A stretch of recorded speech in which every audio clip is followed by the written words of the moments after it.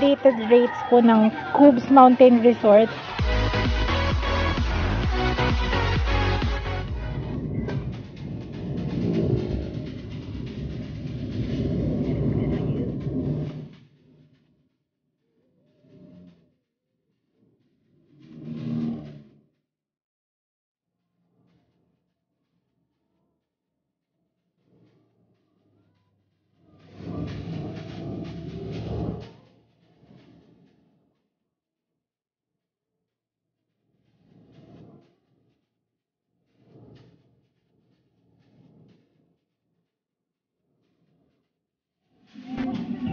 Dito na ako.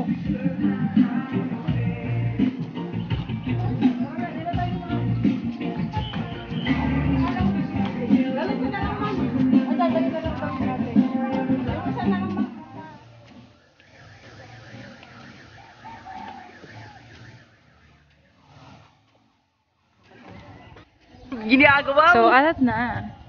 So, ganda ng view. Yes.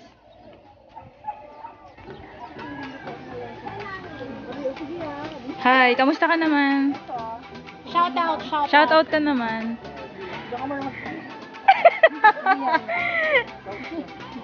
Shout ka lang, shout.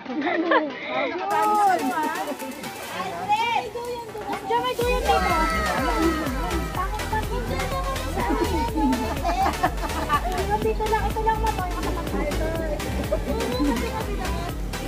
Baka naman buko kapag sa mukha. Yeah!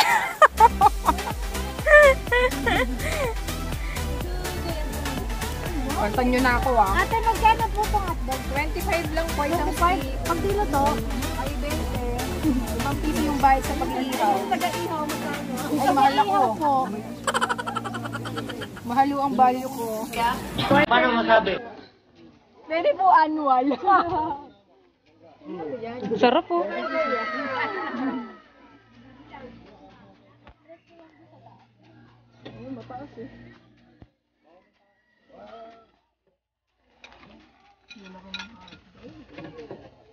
Jumbo.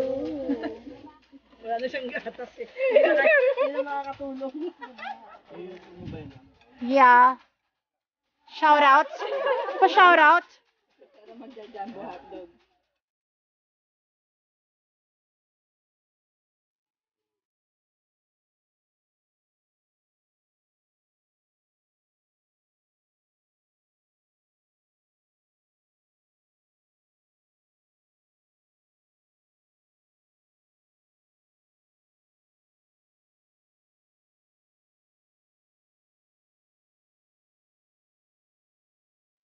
So, para sa updated rates po ng Cubes Mountain Resort, ang kinuha naming cottage is yung for 6 to 10 packs. So, 700 pesos lang siya.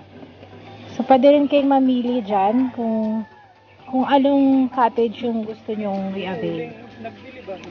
Ito rin pala yung contact number nila para ma-message nyo sila personally. So, para sa mga ayaw kumuha ng cottage, kasi ang pinakamababang cottage nila is nasa 700 pesos yata. So, pwede naman kayo magdala ng sarili nyong tent.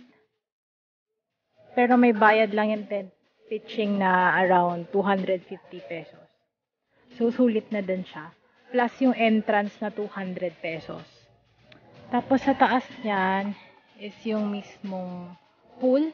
So, dalawa lang siya. For kiddie pool, tsaka para sa adult. So, meron din sila ditong, ano bang tawag dito? Anong tawag dito sa inakita natin? So, barandilla siya. Pero parang nag-close na siya. Titinan lang natin yung view. Pwede ba dito na lang tayo mag-cottage? Parang tapsihan to dati, no? Kaso, nag-close na. Tsaka presto. Ay, maganda to kapag Ito siya. Ando dun yung cottage namin. Ayan. So, ayan po yung top view ng Cubes Mountain Resort. And, as you can see, 2 pool lang yung available dito.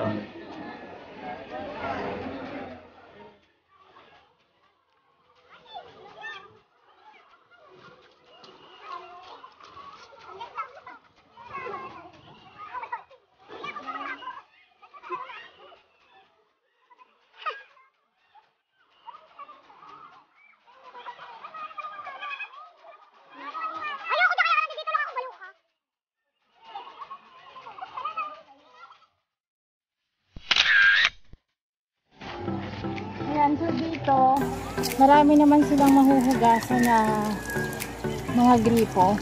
So, hindi naman pahirapan yung paghuhugas ng kamay. Unlike sa iba talagang minsan nawawala ng tubig. Pero dito, yan, tuloy-tuloy lang. Tapos kung meron dito, meron din siya sa may kabila.